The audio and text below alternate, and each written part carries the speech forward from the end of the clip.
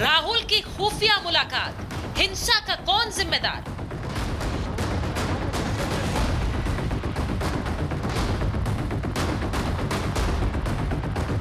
बांग्लादेश में हिंसा दिन ब दिन विकराल होती जा रही है। कई तस्वीरें झकझोर देने वाली आ रही हैं, कई दिल को छलनी करने वाली।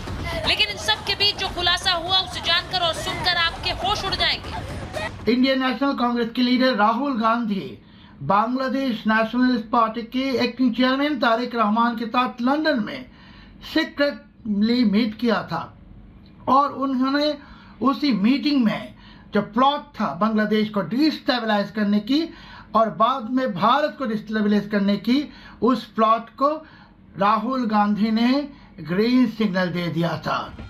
बांग्लादेशी पत्रकार सलाउद्दीन शोएब चौधरी के बयान के मुताबिक कांग्रेस नेता राहुल गांधी लंदन में बीएनपी प्रमुख और खालिदा जिया के बेटे तारिक रहमान से मिले। बिल्कुल सही सुना आपने, ये खुफिया मुलाकात राहुल ने लंदन में की। तो ऐसे में सवाल ये कि क्या बांग्लादेश में भड़की हिंसा की जानकारी कांग्रेस के युवराज को पहले से थी? अगर नहीं तो राहुल गांधी तारिक रहमान से क्यों मिले? भारत में न्याय यात्रा निकालने वाले राहुल गांधी, देश को जोड़ने की बात करने वाले राहुल गांधी क्या ये चाह रहे थे कि आग की लपटें बांग्लादेश से भारत तक पहुंच जाएं?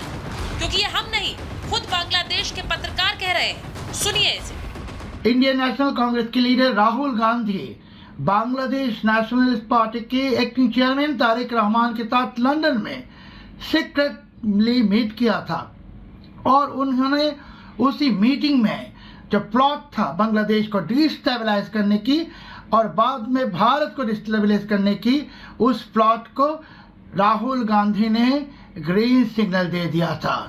और बांग्लादेश वाली साजिश भारत में करने की बात तो खुद कांग्रेस के नेता कह रहे थे। About what's happening in Bangladesh. What's happening in Bangladesh can happen here.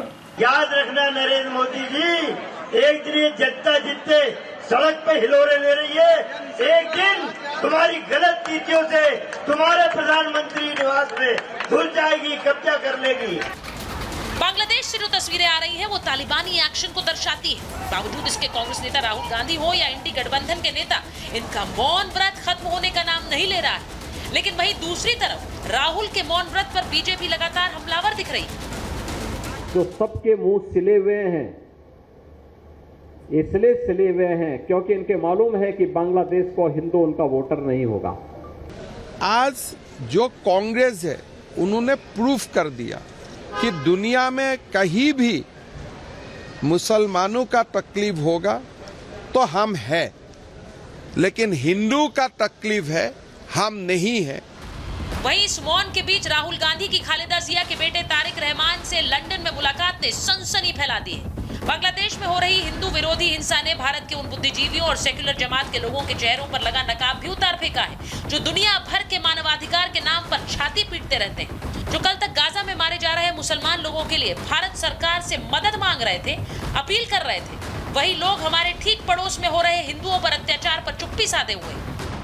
कौन सी मजबूरी थी कि ये लोग वहां पर हिंदुओं और अल्पसंख्यकों की सुरक्षा की बात भी नहीं कर सके? गाजा को लेके आपने बड़ी बड़ी बातें की। बांग्लादेश के हिंदुओं पर हो रहे अत्याचार पर भले ही यहाँ के कुछ राजनेता मौन हो, लेकिन वो हिंदू अपनी आवाज दुनिया भर तक पहुंचाने के लिए आमादा है।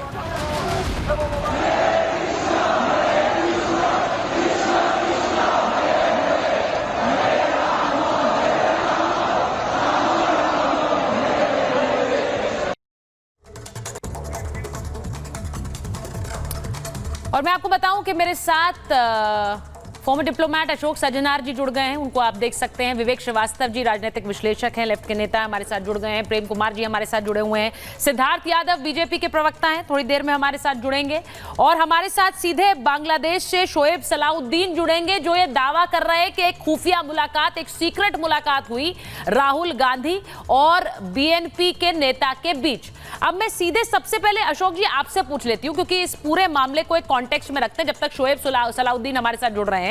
लेकिन क्या किसी भी देश में जो तख्ता पलट होता है, और आपने तो बहुत आपका अनुभव है, तख्ता पलट होता है, उसके कई कारण होते हैं और कई चेहरे भी होते हैं। क्या बीएनपी जो कि एक दूसरी पार्टी है बांग्लादेश में और खालिदा जिया की पार्टी है, उन्होंने बहुत समय से ये कोशिश की कि यहाँ पर शेख हसीना का जो एक राज है वो खत्म हो।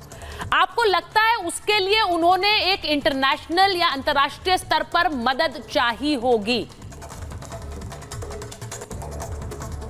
बहुत धन्यवाद सुचारिता जी मुझे अपने प्रोग्राम में आमंत्रित करने के लिए। देखिए, ये तो बिल्कुल बात ठीक है जो वहाँ बीएनपी की जो पार्टी है, बांग्लादेश नेशनल्स पार्टी, बेगम खालिदा जिया, उन्होंने पिछले 3 बारी जब चुनाव हुए हैं तो उन्होंने उसमें शामिल नहीं हुए, सम्मिलित नहीं हुए, और बहुत ही समय से वो इसका प्रयास कर रहे हैं जो कैसे शेख हसीना की सरकार चली जाए। तो मैं ये समझता हूँ, मेरे पास देखिए इस समय कोई एविडेंस नहीं है जो उन्होंने बाहर की क्या साजिश किया होगी, क्या कॉन्स्पिरेसी की होगी, परंतु मैं ये समझता हूं जो उन्होंने कोई भी ऐसा काम नहीं छोड़ा होगा जिससे कि वो शेख हसीना को अपने पद से हटा पाए, जहां जहां से वो सपोर्ट ले सकते हैं। क्योंकि मैं समझता हूं इसमें बहुत बारी ऐसा होता है जो अपना हित, अपनी पार्टी का हित सर्वोपरि हो जाता है, जो देश का हित है वो फिर इतना ज्यादा ध्यान में नहीं रखा जाता है। और मैं समझता हूँ यही यहाँ पर हुआ होगा, क्योंकि बहुत सारी ऐसी जो एजेंसीज हैं बांग्लादेश में, अगर देखा जाए आईएसआई भी है, अमेरिका भी नहीं चाहता था जो शेख हसीना वो को वहां पर कंटिन्यू किया जाए, परंतु आईएसआई तो बहुत समय से वहां पर सक्रिय है। आखिरी बात मैं ये कहूंगा सुचारिता जी, जो मैं वहां पर बांग्लादेश में हुआ करता था 1992-94, उस समय बेगम खालिदा जिया की सरकार थी और आईएसआई वहां पर हर हालत में बहुत तरीके से वहां पर सक्रिय थी और भारत के विरुद्ध सक्रिय थी। तो मैं समझता हूं बीएनपी और आईएसआई का जोड़ तो बहुत पहले से है। बीएनपी और जमात बिल्कुल नहीं चाहते थे जो पाकिस्तान से अलग हो बांग्लादेश वहां पर उसको आजादी मिले, तो इसीलिए जो कुछ भी वो कर सकते हैं आईएसआई के साथ। अब पाकिस्तान की सांठगांठ चीन के साथ बनी हुई है, चीन को भी साथ मिला के, तो मुझे इसमें कोई संदेह नहीं है, कोई शंका नहीं है जो यकीनन वो ये सब उनसे मिलकर ये काम कर रहे होंगे जो किस प्रकार शेख हसीना की सरकार का तख्ता पलट किया जाए। और किसी मैं एक बार बता दूं कि शोएब सलाहुद्दीन हमारे साथ जुड़ने वाले हैं, अगर वो जुड़ गए हैं तो जरा उन्हें स्क्रीन पे ले लीजिए। बांग्लादेश के पत्रकार हैं, उनकी मैगजीन, उन्होंने सीधे दावा किया कि राहुल गांधी और बीएनपी नेता के बीच एक मुलाकात हुई जिसके बाद ये तख्ता पलट हुआ। अब